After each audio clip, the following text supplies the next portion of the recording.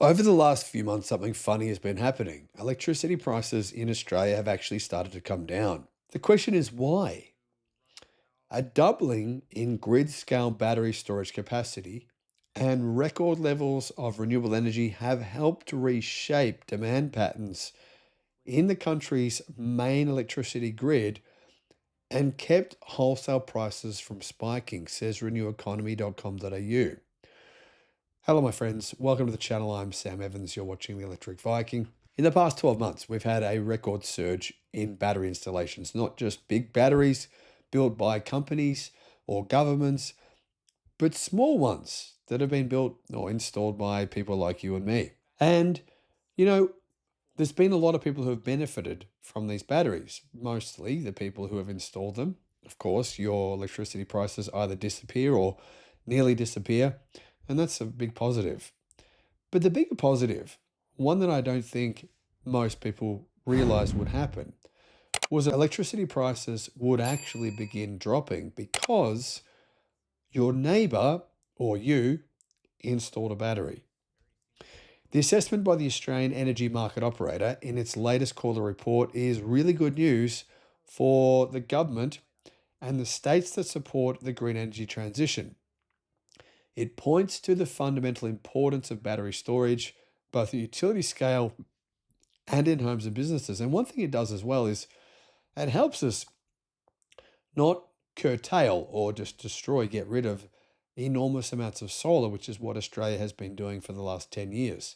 The more batteries we build, the more of that solar we can actually store. The quarterly energy dynamics report notes that 4,445 megawatts and 11,219 megawatt hours of new large scale batteries have been added to the grid in the past 12 months, more than doubling the existing capacity.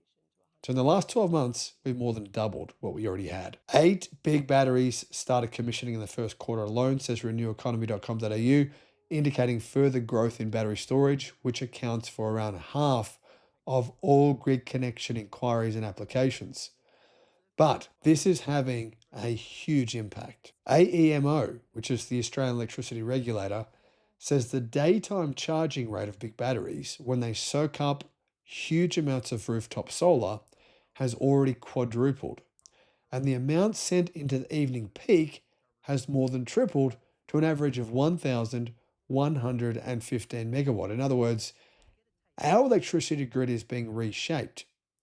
No one's really noticing, but it's causing some huge changes. The attraction for big batteries and some of the emerging new solar battery hybrid projects is to be able to sell power at a higher price in the evening. And if you're a battery owner and you operate, for example, selling electricity back into the grid, then that's what you're aiming for. That's how you can make a lot of money. Here's the thing though, batteries are undercutting peaker plants, right?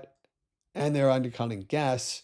And so that means the price of electricity in theory is actually coming down. AEMO says big batteries are now setting wholesale electricity prices in 1/3 of all trading intervals and are displacing hydro as the most frequent price setting technology across the main grid, as well as gas.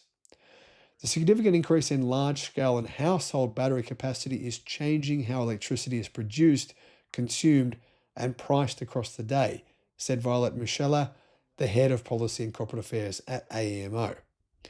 Grid scale batteries are increasingly absorbing excess renewable energy during the day and shifting it into the market during evening peaks, helping moderate prices during high demand periods.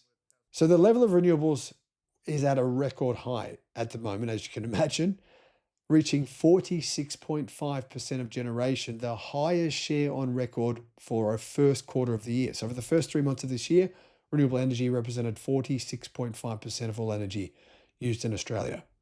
That was driven by increased wind and solar output, despite a 1.2% increase in underlying demand. So actual electricity demand in Australia increased, and at the same time, renewable production hit a record high. Grid scale solar output reached a new quarterly high of 2,706 megawatts, up 13% from Q1 2025.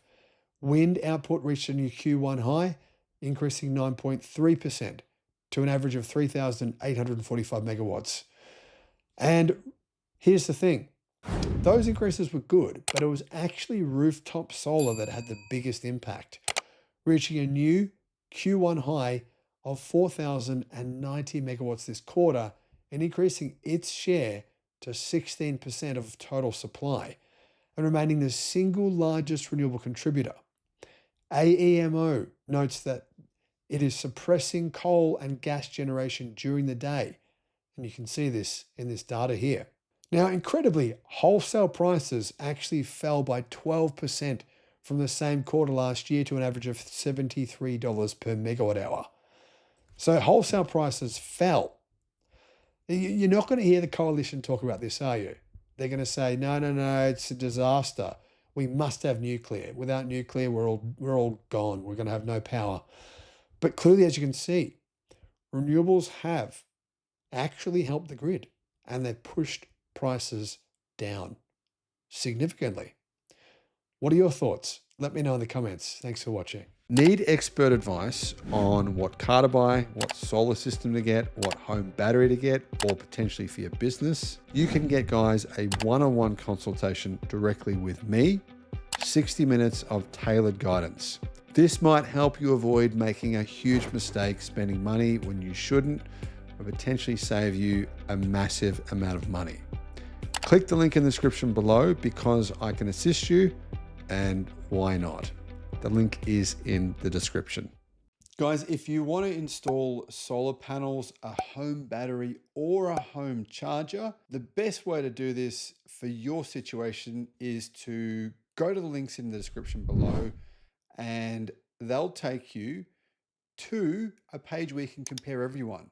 So depending on it doesn't matter where you live. A lot of people email me all the time saying, well, what solar system should I get? Who should I go with? What battery should I get? What electric charger should I get? Well, click in the links in the description and you can actually compare all the different choices and find the best deal for you.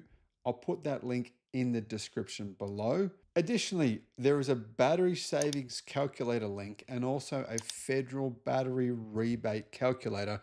I personally have found that I'm not paying for electricity at all, and that's including charging my 2 electric cars and also running my home power, my home sauna.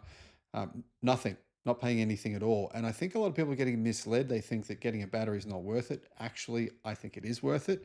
So those links are in the description below.